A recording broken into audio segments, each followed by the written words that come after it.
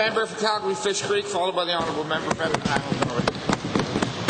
Thank you, Mr. Speaker. Let me start off by saying that my questions are on behalf of the healthcare professionals in this province, the doctors, the nurses, and the LPNs that are the glue that hold our entire healthcare system together.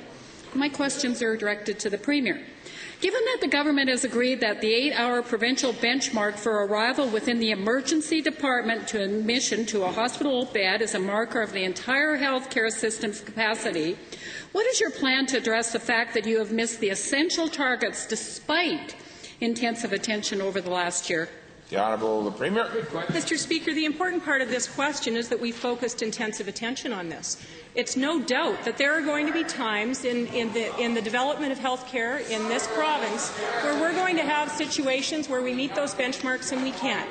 We've been very honest in saying that we are going to do a better job. We have a new Minister of Health who is committed to public confidence in a public health care system, Mr. Speaker.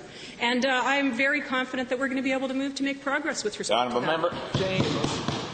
Premier, your plan isn't working, but given a lack of affordable access to home care and long-term care has been identified and, Premier, agreed upon as the key contributor to system-wide access block, when will the Premier and your government begin to be honest, open and transparent as to what their plan is to address this essential component of health care within our province? The Honourable Premier. Mr. Speaker, I don't know where the Honourable Member's been for the past 8 months, but there's no doubt that Albertans agree, as I've agreed, that those are critical pieces to what a public health care system has to put in place. I'll tell you, Mr. Speaker, that in the past 10 days we've appointed a cabinet with strong leadership that's committed to ensuring exactly those things are achieved, and they will be, Mr. Speaker. The Honourable Member.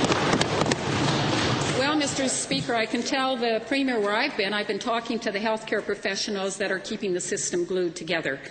What is the Premier's plan to address the fact that under her government's watch, 30% of Albertans do not have access to primary and preventive care as a result of not having a family physician? The Honourable Mr. Speaker, I think that's a very exciting question because, again, if the Honourable Member had been paying attention for the past 8 months, what she would have heard is that we are committed to establishing family care clinics that will do exactly that for Albertans.